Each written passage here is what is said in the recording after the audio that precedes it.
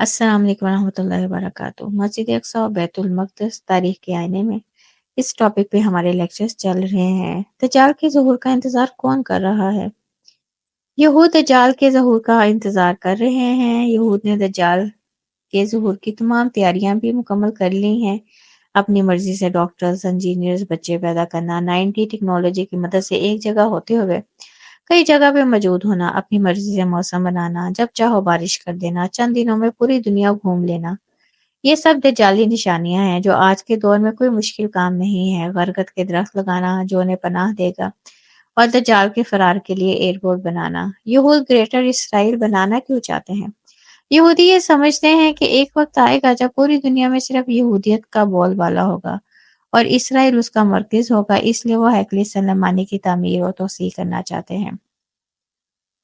یہودیوں کے مطابق دجال ان کو پوری دنیا میں مقام، عزت اور برتری دلائے گا اور پوری دنیا پر یہودیوں کا احترام لازم ہو جائے گا، اس لیے وہ دجال کا انتظار کر رہے ہیں۔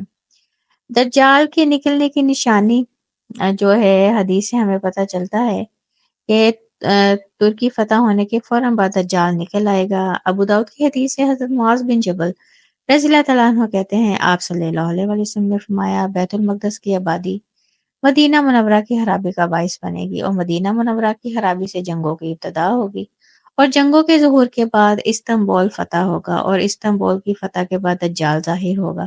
آپ صلی اللہ علیہ وسلم نے فرمایا، یہ بات اسی طرح یقینی ہے جس طرح تیرا وجود یہاں یقینی ہے، یا جیسے تیرا یہاں بیٹھنا یقینی ہے۔ تو اب اس حدیث سے کیا پتہ چلتا ہے؟ ان فیوچر جو ہے ترکی یہ نان مسلمز کے پاس چلا جائے گا اور پھر مسلمان جو ہیں اسے فتح کرنے کی کوشش کریں گے، انہیں کامیابی نہیں مل رہی ہوگی، خلیفہ وقت فوت ہو جائے گا، اور پھر اس فتح وہ حضرت امام مہدی کے ہاتھ پہ مکہ میں بیعت کریں گے اور حضرت امام مہدی کی قیادت میں جو ہے ترکی فتح ہوگا۔ اور جب ترکی فتح ہوگا تو مسلمان مال غنیمت ابھی سمیٹ رہے ہوں گے، تو اس وقت پتہ چلے گا دجال نکل آیا ہے۔ تو یہ جو ہے دجال، یہ جب ترکی فتح ہوگا تو اس کے بعد دجال کا جو ہے وہ ظہور ہونا ہے۔ اب دجال کے معنی ہے آنکھ سے کانا، بہت زیادہ جھوٹ بولنے والا، بہت زیادہ سفر کرنے والا اور بہت زیادہ فریب دینے والا۔ دجال جو ہے یہ بحر ہند کے کسی نامعلوم جزیرے پر زنجیروں میں جکڑا ہوا ہے، اور یہ ایران کے شہر خراسان سے نکلے گا، اور ایران کے شہر اصفہان سے 70,000 یہودی جو ہے وہ دجال کا ساتھ دیں گے۔ اب قیامت کی 3 بڑی نشانیاں ہیں، جب وہ ظاہر ہو جائیں گی تو کسی کا ایمان بھی اسے جو ہے فائدہ نہیں دے گا۔ نمبر 1 سورج کا مغرب سے نکلنا، نمبر 2 دجال کا ظاہر ہونا، اور نمبر 3 دعوت الارض کا نکلنا۔ تو جب یہ 3 نشانیاں قیامت کی ظاہر ہو جائیں گی تو کسی کا بھی ایمان لانا جو ہے نا وہ اللہ کے ہاں قابل قبول نہیں ہوگا۔ دجال مدینے کے یہودی گھرانے میں پیدا ہونے والا صاف ہے۔ دجال دنیا میں 40 دن رہے گا۔ پہلا دن 1 سال کے برابر ہوگا اس کا، دوسرا دن 1 مہینے کے برابر ہوگا، تیسرا دن 1 ہفتے کے برابر ہوگا، اور اس کے باقی جو 37 دن ہیں وہ عام شب و روز کے برابر ہوں گے۔ دجال کے خلاف جو جہاد ہے وہ حضرت عیسیٰ علیہ السلام کریں گے۔ آسمانوں سے نازل ہونے کے بعد حضرت عیسیٰ علیہ السلام مسلمانوں سے مل کر دجال اس کے لشکر کے خلاف جہاد کریں گے، جس میں مسلمانوں کو فتح ملے گی، اور دجال کو حضرت عیسیٰ علیہ السلام لد کے مقام پر جو ہے وہ قتل کر دیں گے۔ امت محمدیہ صلی اللہ علیہ وسلم کا آخری معرکہ جو ہے وہ دجال کے خلاف ہوگا۔ اس کے بعد جہاد دنیا سے ختم ہو جائے گا۔ اب اللہ تعالیٰ نے 2 گروہوں کے لیے جو ہے نا جنت کی خوشخبری رکھی ہے۔ ایک وہ جماعت جو ہندوستان کے خلاف جہاد کرے گی، اور دوسری وہ جماعت جو حضرت عیسیٰ علیہ السلام کے ساتھ مل کر دجال کے خلاف جہاد کرے گی۔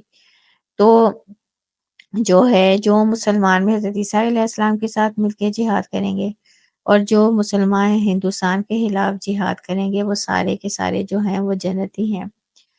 اب جو ہے ہم سب کو دعا کرنی چاہیے۔ آپ صلی اللہ علیہ وسلم بھی دعا کیا کرتے تھے اپنی نماز میں کہ اللہ میں تیری پناہ میں آتا ہوں عذاب قبر سے اور دجال کے فتنے سے، کیونکہ دنیا میں جو سب سے بڑا فتنہ آنا ہے نا وہ دجال کا فتنہ ہے، جس سے تمام انبیاء کرام نے پناہ مانگی تھی۔ تو اس لیے ہمیں بھی جو ہے اللہ سے بڑی دعا کرنی چاہیے کہ اگر وہ ہماری زندگی میں آ جائے تو اللہ تعالیٰ ہمیں اس کے شر سے جو ہے وہ بچا کے رکھے، کیونکہ جب دجال کا ظہور ہوگا اس ٹائم ایمان کو بچانا دنیا کا مشکل ترین کام ہو جائے گا۔ اسی طرح جو سورۃ کہف ہے ہر جمعے کو آپ کو پتہ ہے اس کی تلاوت کرنے کا کتنا ثواب ہے، اور اس کی جو ابتدائی 10 آیات ہیں اگر کوئی انہیں یاد کر لیتا ہے اور ان آیات کو روزانہ پڑھتا ہے تو وہ دجال کے فتنے سے بھی محفوظ رہے گا، اور ایون کہ اس کے علاوہ دنیا میں جو رائٹ لیفٹ ہمارے فتنے پھیلے ہوئے ہیں ان فتنوں سے بھی جو ہے انسان محفوظ رہے گا۔ تو یہ ایک مختصر سا تعارف تھا، یہ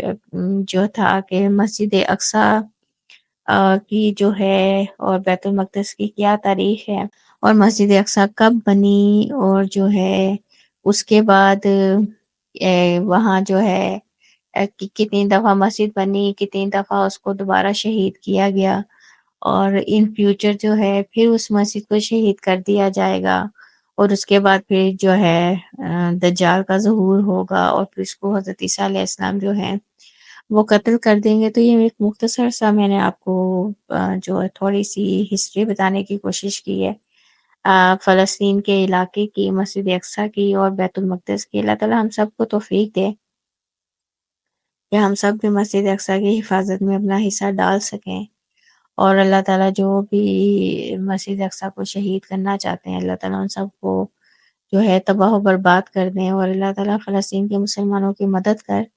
اور اس وجہ سے کہ فلسطین جو اس ٹائم جنگ لڑ رہے ہیں نا، تو مسجد اقصیٰ صرف ان کی نہیں ہے، مسجد اقصیٰ پوری امت مسلمہ کی ہے۔ آپ صلی اللہ علیہ وسلم نے جو ہے وہاں تمام انبیاء کرام کو 2 رکعت نماز پڑھائی تھی، تو وہ مسجد جو ہے وہ مسلمانوں کے لیے بھی مقدس مقام رکھتی ہے، اور وہ جو ہے مسجد اقصیٰ پہ مسلمانوں کا بھی حق ہے، اور ہم تو الحمدللہ اللہ کی توفیق سے تمام انبیاء کرام کو مانتے ہیں، حضرت سلیمان علیہ السلام کو بھی مانتے ہیں، حضرت ابراہیم علیہ السلام کو بھی مانتے ہیں، حضرت یعقوب علیہ السلام کو بھی مانتے ہیں، حضرت عیسیٰ علیہ السلام کو بھی مانتے ہیں۔ تو اس لیے وہ جو ہے فلسطین کا علاقہ تمام بہت زیادہ انبیاء کرام کا جو ہے وہ مسکن رہا ہے، اور مسجد اقصیٰ ہمارے لیے بھی بڑی اہم ہے اور مقدس مقام رکھتی ہے۔ اللہ تعالیٰ مسجد اقصیٰ کی حفاظت کرے، آمین۔ ربنا تقبل منا انک انت السمیع العلیم وتب علینا انک انت التواب الرحیم۔ سبحان ربک رب العزت عما یصفون وسلام علی المرسلین والحمد للہ رب العالمین۔ السلام علیکم ورحمۃ اللہ وبرکاتہ۔